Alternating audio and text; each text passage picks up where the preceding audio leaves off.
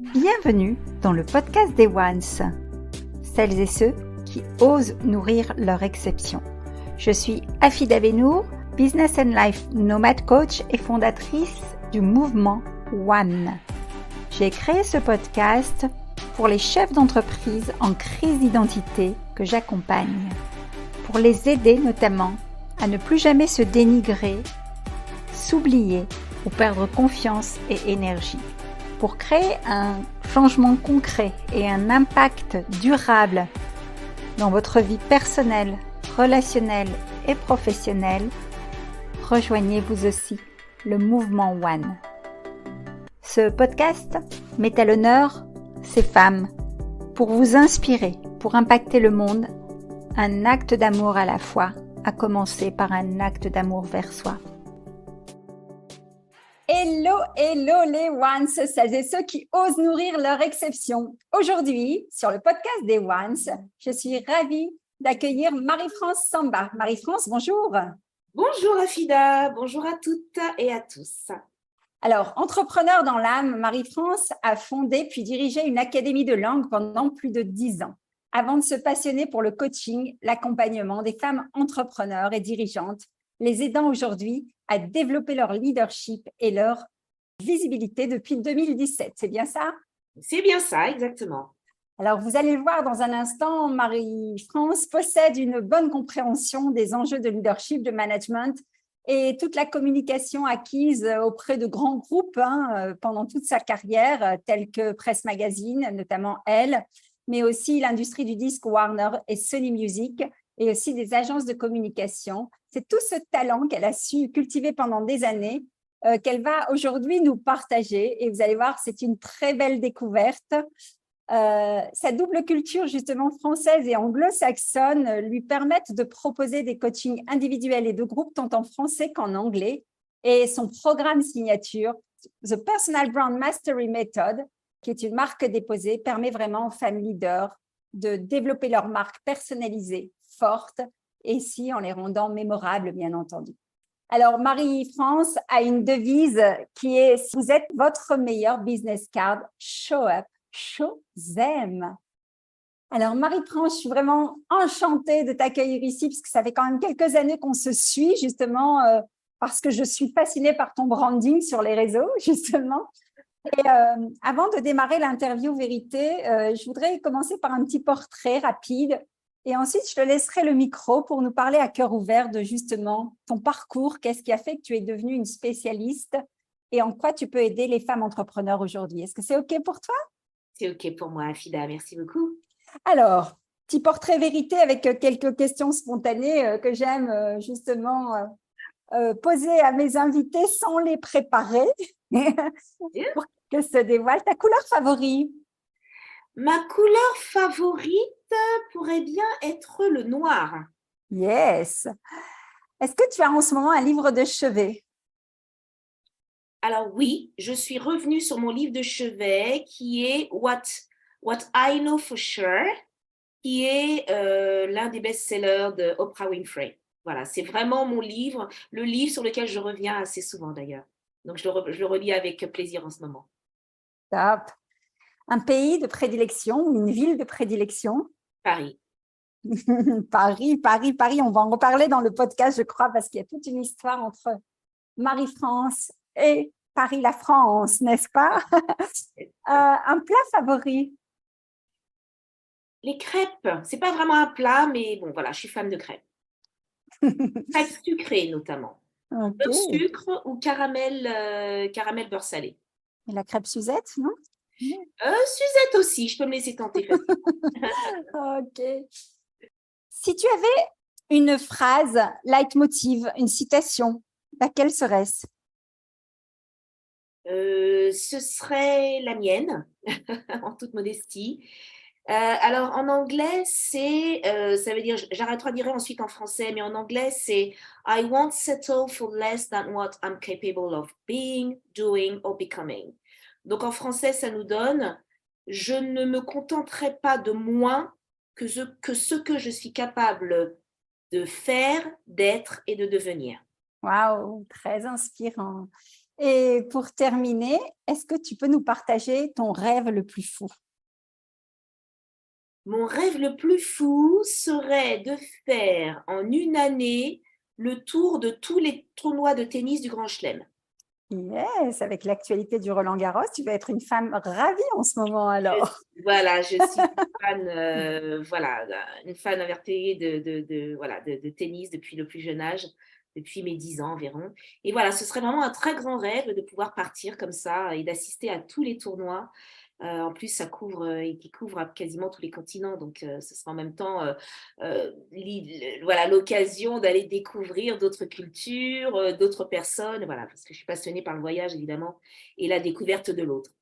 Merveilleux, 2 points communs que nous avons. Bien Merci pour sûr, bien cette sûr. réponse à ces questions. On va pouvoir commencer l'interview. J'aimerais que tu puisses nous raconter en quelques mots ton parcours. Qu'est-ce qui a fait que tu es devenue la femme entrepreneur que tu es aujourd'hui? Alors, d'aussi loin que je me souvienne, j'ai toujours eu à cœur d'avoir un groupe, un collectif autour de moi. C'est-à-dire que je me souviens de moi à l'âge de 6, 7 ans dans la cour de récré, ayant autour de moi ma petite bande, organisant des jeux. Voilà, il y avait toujours cette idée de comment est-ce qu'on peut faire pour s'amuser ensemble, comment est-ce qu'on peut faire pour avoir de la joie ensemble et partager une activité. Donc j'ai toujours eu cet état d'esprit-là, donc aussi bien voilà, à l'école primaire, et ensuite ça m'a suivi pendant tout le collège, le lycée, etc. Et avec toujours cette idée de comment est-ce que ensemble, ben, on crée de la joie et on crée des projets. Voilà, j'ai toujours eu ça en moi. Et puis, ça m'a conduit à donc créer mon premier business en 2009, donc une académie de langue qui s'appelle Shakespeare Kids Academy. Et avant ça, il y avait toujours cette idée de comment est-ce qu'on communique les uns avec les autres. Donc la communication, ça a toujours été le fil conducteur finalement de ma carrière. Donc j'ai commencé d'abord dans les magazines, hein, le magazine Elle. J'ai adoré passer 4 belles années au département mode beauté. Donc là, c'était l'occasion aussi d'avoir les premiers prémices justement de ce que c'est que de développer une image de marque, à travers l'image de marque forcément de mannequins ou de personnes connues, en tout cas des personnes qui faisaient partie du magazine. Et puis, j'ai poursuivi toujours mon trajet avec la communication comme fil conducteur dans des agences de communication et aussi le disque. Donc, encore une fois, une autre manière de s'exprimer pour les artistes, Absolument, à la travers la voix. chanson. Voilà, à travers la voix, exactement. Donc ça a été aussi une expérience très, très riche. Et puis, ça m'a aussi permis de comprendre comment est-ce que finalement, on se positionne en tant qu'artiste ou en tant qu'après entrepreneur, hein, et comment on fait porter sa voix. Hein. Donc, comment on trouve sa voix d'abord, V-O-I-E, et comment ensuite on fait porter sa voix, V-O-I-X, puisque J'adore. c'est effectivement ce qui nous occupe en tant que femme entrepreneur. Et puis, donc par la suite, j'ai poursuivi mon trajet, toujours avec la communication comme fil rouge, dans les agences de communication et de publicité, où là encore, on s'occupait du branding de marque, hein, de marque, donc là plutôt en B2C et en B2B. Voilà, donc vraiment le point commun et le fil conducteur de ma carrière, ça a toujours été l'envie de communiquer, et comment, à travers différents médiums, finalement, on arrive à communiquer, on arrive à transmettre un message. Que ce soit donc par le biais de la presse écrite, hein, le magazine, ensuite les maisons de disques, la voix en tant qu'artiste, et ensuite en tant que aussi publicitaire, donc avec cette approche plus marketing et publicité, qui Absolument. aujourd'hui me sert énormément pour accompagner les femmes entrepreneurs et les femmes dirigeantes. Super. Alors, j'adore. Et justement, quand on pense Marie-France et qu'on regarde son branding, vous la découvrirez avec les adresses que je vous mettrai sous cet enregistrement. On pense Paris, on pense justement cet univers de la marque soignée, etc. Et moi, j'aimerais te poser la question par rapport à ton parcours d'entrepreneur, donc sur ta voie de l'entrepreneuriat. Est-ce que tu peux nous citer un exemple éloquent où tu as porté ta voix, VOIX? Quel a été l'exemple le plus marquant pour toi? Oui, alors ça a été un exemple très, très marquant, qui est très précis et très frais encore dans ma tête.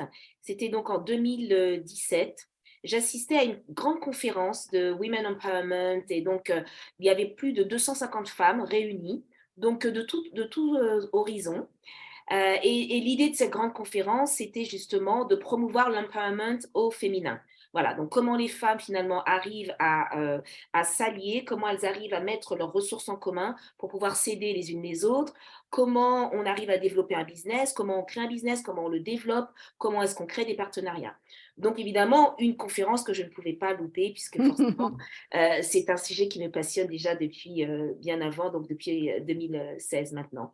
Et donc, j'assiste à cette conférence et évidemment, donc pendant les pauses, je me vois en train de networker avec tout un tas de femmes. Et là, je m'aperçois que beaucoup de femmes viennent vers moi et me demandent des conseils sur la manière finalement de se présenter aux autres, de networker, de créer des contacts, parce que c'est en effet ce que j'adore faire. Donc, l'idée, c'était que finalement, j'étais en train de développer ma propre marque mais sans en être vraiment consciente, mais finalement, c'était ce que j'étais en train de faire. Le fait d'être présente, le fait d'échanger, le fait de donner des conseils, le fait de pouvoir inspirer d'autres femmes, c'est ça finalement le personal branding. C'est ça finalement sa marque personnelle. C'est être présente et finalement partager sa vision des choses. Donc, je partageais ma vision de l'entrepreneuriat au féminin, je partageais ma vision de l'empowerment au féminin, comment finalement se présenter au monde, comment parler de sa niche, comment pitcher. Tout ça, c'est des choses que je partageais avec plaisir, sans être coach d'ailleurs au départ. Je n'étais pas du tout coach, je me souviens, quand j'ai participé à cette conférence. Et je me souviens que j'étais prête à partir, c'était à la fin de 2 jours de conférence, j'avais ma valise. Et tout à coup, je vois sur la scène, donc Mirella, qui était donc la présidente de Global Women, qui me dit ah, bah, Marie-France, on a Marie-France qui est venue exprès de Paris. Marie-France, tu vas pas partir comme ça. Viens tout voir sur la scène. Oh. Donc, évidemment, le truc complètement improvisé, elle ne m'avait pas du tout mis au courant. Donc, me voilà qui laisse ma valise, voilà, qui était déjà bouclée. Je laisse ma valise et évidemment, j'y vais. Donc, ça, c'est aussi quelque chose que je partage avec les femmes. Quand on vous donne une occasion de vous Faut exprimer, jamais la rater. allez-y. Mhm. Allez-y. Vous n'êtes pas prête ou pas prête, allez-y. Et donc, forcément, je me dirige vers la scène. Et là, il faut quand même savoir qu'il y avait quand même 250 personnes, 250 femmes dans l'assistance. Et donc, c'était la première fois pour moi que je montais sur scène devant une assemblée aussi nombreuse.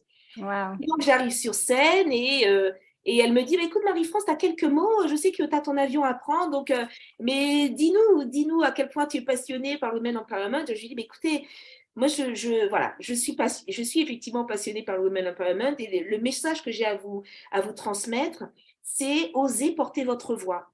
N'attendez pas qu'on vienne vous chercher. Et là, lorsqu'on vous tend un micro, justement, eh bien, saisissez votre chance et partagez ce que vous avez à partager. Vous n'avez pas besoin que ce soit parfait, vous n'avez pas besoin d'attendre d'être prête ou Mhm. d'attendre que quelqu'un vous donne une hypothétique autorisation. Allez-y, saisissez chacune des opportunités qui vous est donnée de vous exprimer parce que vous ne savez jamais à quel point vous pouvez inspirer d'autres femmes. Voilà. Wow. Donc, c'est tout ce que j'ai dit. Donc, applause dans l'assistance. J'ai pris mon manteau et ensuite je suis partie. Excellent. Et là, tu vois, Voilà. c'est typiquement la preuve par l'exemple. Et j'adore cet exemple. Tu vois, c'était pas du tout répété parce que j'aime la Oui. spontanéité dans nos échanges, hein. Et tu nous surprends avec cet exemple qui est la preuve concrète que euh, ces occasions d'inspirer nous procurent aussi le moyen de continuer à s'élever pour continuer à inspirer. C'est vertueux. En fait, quand tu as un cadeau comme celui-là, tu ne peux pas t'empêcher que de le redonner. Donc, rien qu'en partageant ton histoire, je suis persuadée que tu vas inspirer notre audience qui sont donc des femmes entrepreneurs que je réunis grâce au mouvement One qui est Oser nourrir votre exception. Oser nourrir votre exception, c'est ni plus ni moins ce que tu dis, c'est-à-dire être soi-même, être naturel. Je dis souvent aux femmes, vous êtes votre business. Vous êtes votre business, propulsez-le avec cœur, puisque c'est tout autour de l'intelligence du cœur que l'on développe et que l'on évolue chez nous. Mais vous êtes aussi votre branding. Et à ce sujet, en tant qu'experte, est-ce que tu pourrais nous donner 3 clés précises que tu inviterais ces femmes justement à appliquer pour développer leur branding? Alors, déjà, j'aimerais préciser que nous avons toutes une marque personnelle, cette fameuse personal brand. on a toute une marque personnelle. À partir du moment où nous avons tout un message à transmettre, nous avons toute une mission, nous avons tous des moyens d'expression, hein, lorsqu'on s'exprime sur les réseaux sociaux ou lorsqu'on s'exprime en présentiel, eh bien, tous ces éléments sont constitutifs de votre marque personnelle. Donc, on comprend bien l'importance et la nécessité de cultiver cette marque personnelle. Donc, ça veut dire être au clair sur son message, être au clair sur sa vision, être clair sur pourquoi est-ce qu'on fait ce que l'on fait actuellement. Qu'est-ce qui nous anime? Qu'est-ce qui fait qu'on serait malheureuse si justement on ne le faisait pas? Parce que l'idée, c'est de se dire, je vais oser porter ma voix, mais c'est aussi de comprendre ce que cela vous coûte de ne pas le faire. Absolument, très juste. Et c'est exactement tout le travail que je fais justement avec les femmes que j'accompagne, c'est de les inviter à se poser la question de savoir qu'est-ce que cela me coûte que de rester finalement dans l'ombre, invisible, avec mon talent, avec mon potentiel, sauf que je suis la seule finalement à m'en rendre compte. Puisque finalement, il y a aussi un moment où, à force de ne pas partager ce qu'on sait, eh bien finalement, ce qu'on sait finit par se réduire comme une peau de chagrin et finalement à ne concerner que nous-mêmes, et ce qui est dommage. Absolument. Alors que d'autres personnes pourraient être inspirées par ce qu'on a à partager. Donc, par rapport à ces 3 clés, la première des clés, c'est se rendre compte que l'on est unique, d'être persuadé de ça. Parce que j'ai encore des clients qui parfois viennent me voir et me dire, mais comment sais-tu, Marie-France, que je suis unique? Alors, mon premier travail, c'est de leur dire, on est toutes de facto uniques, quoi qu'il arrive. Hein, on a toutes une empreinte digitale unique, on est toutes uniques. Et à partir de là, on a toutes une histoire qui nous est propre, une histoire unique, avec laquelle les autres vont résonner ou pas. Mais l'idée, donc le premier conseil, c'est de prendre conscience de son unicité, mais véritablement. Donc, il y a tout un travail aussi que je fais par rapport à l'identité propre, voilà, d'où l'on vient, les racines, le nom, etc. Donc, ça, c'est le premier conseil. Le deuxième conseil, c'est se rendre compte à quel point se comparer aux autres est un poison qui finit par vous paralyser et vous keep small, comme on dit en anglais. Donc ça vous cantonne dans une espèce de zone, finalement, une zone dans laquelle vous rétrécissez au fur et à mesure. Donc cette idée, c'est vraiment de dire, j'arrête de me comparer, ou alors je considère le fait de me comparer, parce que quelque part c'est humain aussi, mais je ne reste pas dans cette zone où je me compare sans cesse. Je m'en sers comme une inspiration et comme un tremplin pour pouvoir moi aussi porter ma voix. Donc ça, c'est vraiment le deuxième conseil. Le deuxième conseil.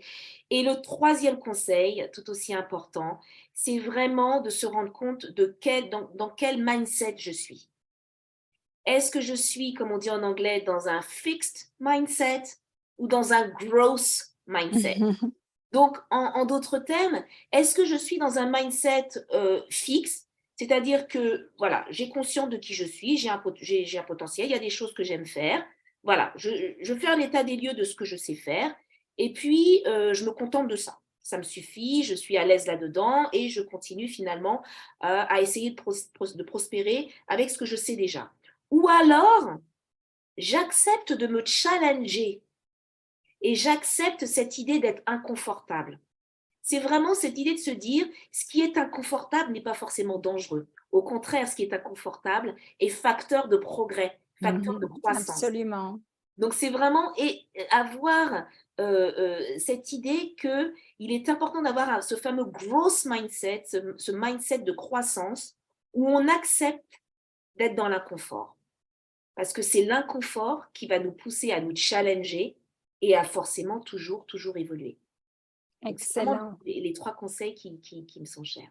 Merci Marie-France, merci pour ta générosité. Alors, j'aimerais vraiment, à titre d'exemple, parce que c'est ce qui m'a séduit et c'est ce qui fait qu'on est en relation depuis plusieurs années, hein, on a créé l'occasion de se revoir là enfin ces dernières semaines. Mais ce qui fait qu'on est toujours resté en relation justement sur les réseaux, c'est cette faculté que tu as justement à exprimer pleinement ta marque. Et je l'ai dit tout à l'heure en teasing d'introduction, Marie-France Samba égale Paris, égale Place des Vosges, égale… Voilà, tu t'es créé justement un univers de marque. Est-ce que tu peux nous lever un peu le voile sur ta propre marque en quelques mots, juste pour qu'on te situe? Oui, tout à fait. Alors, effectivement, alors déjà, je suis née à Paris. Donc, voilà, je suis née à Paris, une vraie Parisienne, donc d'origine congolaise. Mais voilà, mes parents sont arrivés à Paris dans les années, fin des années 60, voilà, début des années 70. Donc, je suis une vraie Parisienne, née à Bastille et bercée par cet esprit. Voilà, cet esprit parisien. Voilà, c'est une ville, c'est ma ville de cœur. Et en effet, lorsque j'ai commencé à développer ma marque personnelle, eh bien, j'étais la Parisienne qui venait assister aux événements, puisque j'ai eu la chance de voyager beaucoup, d'assister à des événements aussi bien à Amsterdam qu'à Milan, qu'à Londres ou à New York. Et à chaque fois que j'arrivais, c'était Ah, Marie-France, Marie-France de Paris. Voilà. Et en effet, c'est comme ça que j'ai été identifiée par toutes mes consoeurs anglo-saxonnes. Et c'est en effet l'idée de se dire que euh, la ville, finalement, notre ville de cœur fait aussi partie, donc fait partie de nous et par conséquent de notre branding. Voilà. Absolument.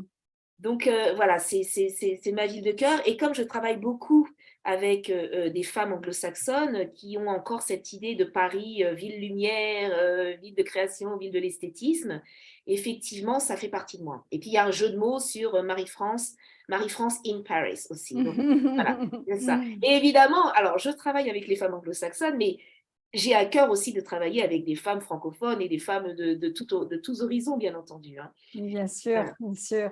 Voilà. Alors, merci Marie-France pour la petite histoire. C'est très, très important ce que tu viens de dire et je rebondis là-dessus. Vous voyez, en fait, vous êtes votre branding définitivement. Donc, Marie-France Paris, c'est voilà, c'est une légende. Mm. Nous, on a créé le mouvement One. Afida, c'est One, c'est identifié à One. Et One, ça veut bien dire oser nourrir votre exception. C'est ce qu'on vous invite à faire au travers de ce podcast. C'est quand vous êtes entrepreneur, sortez du bois. Montrez-vous, osez nourrir votre exception, ça veut dire oser montrer aussi qui vous êtes au monde. Parce qu'effectivement, à quel point vous avez un comportement égoïste quand vous privez le monde de votre lumière, à quel point vous vous privez aussi de grandir, parce que c'est vraiment cette philosophie du donner-recevoir quand vous n'osez pas être vous-même. En tous les cas, j'adore et j'adhère à tout cela. Alors, Marie-France nous a fait le plaisir de nous parler de son actualité. C'est le Branding Audit. C'est Brand You Up. Tu peux nous dire quelques mots là-dessus pour terminer, Marie-France, s'il te plaît? Oui, volontiers. Donc, c'est un programme qui s'appelle donc Brand You Up. Donc, c'est vraiment cette idée de faire le point sur votre marque personnelle. Où en êtes-vous actuellement dans votre business par rapport à votre branding, c'est-à-dire la manière dont vous vous positionnez, la manière avec laquelle vous vous positionnez. Quel est votre positionnement? Donc, avoir une vision claire de votre positionnement sur votre marché actuellement. Avoir également une vision claire de la direction dans laquelle voilà, la direction qui est la vôtre. Et également, le troisième point, c'est être au clair sur votre message. Est-ce que vous êtes au clair sur les personnes que vous souhaitez inspirer? Est-ce que vous êtes au clair sur la manière avec laquelle vous souhaitez les inspirer? Et puis surtout, c'est vous aider à travers ce mini-programme à comprendre à quel point le fait d'avoir un positionnement non seulement clair, mais oser aussi avoir un positionnement qui soit clivant, pourquoi pas? Disruptif, oui. Voilà, parce que finalement, avoir sa marque personnelle, ce n'est pas vouloir plaire à tout le monde. Ce n'est pas Absolument. essayer d'être une rockstar ou de devenir Beyoncé. J'aime beaucoup Beyoncé par ailleurs. Mais c'est vraiment cette idée d'être sélective et d'assumer finalement son choix, d'assumer son positionnement. En anglais, on dit d'avoir une POV, POV, donc a point of view. Donc l'idée, c'est vraiment de travailler avec vous et de savoir, de connaître quel est votre point de vue sur votre niche. Qu'est-ce qui pour vous est vrai et irréfutable? Parce que c'est ça que les autres personnes vont finalement chercher. c'est sur cette chose-là précisément qu'ils vont se dire, ah ok, je résonne avec ce message-là, c'est ce qui me va, elle n'a pas peur d'être vivante, elle assume exactement ce qu'elle dit et ce qu'elle fait. Donc c'est vraiment ça qui va vous rendre unique et qui va faire que vous allez trouver votre communauté et avoir vos clients qui vont venir pour cette chose qui vous rend unique. Donc, c'est un programme de 2 heures. Ça peut aller jusqu'à 3 heures en fonction de l'endroit où vous êtes actuellement, mais ça permet véritablement d'être au clair sur votre positionnement, sur votre message et sur la manière dont vous allez véritablement vous différencier. Super. Merci beaucoup, Marie-France. Vous retrouverez toutes ces informations sur le site donc Marie-France tout collé -du6 samba.com et aussi une belle présence en tapant Marie-France Samba, vous allez retrouver sur Instagram. Et donc, vous pouvez bénéficier de cet audit. Faites-le parce que c'est un bon moyen de faire un état des lieux avec une vraie professionnelle de cœur, une vraie professionnelle qui va vous aider à oser nourrir votre exception. Marie-France, ce fut un plaisir comme toujours. Je te dis à très bientôt.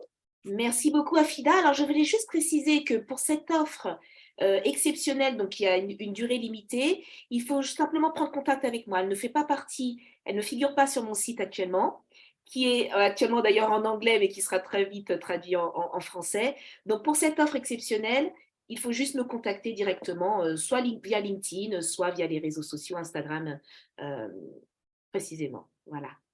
Parfait. Merci. Marie-France, un grand merci. Je te dis à très bientôt. Merci beaucoup, Afida. À bientôt. Portez-vous bien, les ones. Si ce podcast vous a plu, n'hésitez pas à chaque enregistrement, à chaque écoute, à nous mettre un commentaire, un avis. Cela nous réchauffera le cœur. Vous pouvez également, si vous le désirez, passer de l'autre côté du micro, simplement en me contactant. Et à très bientôt.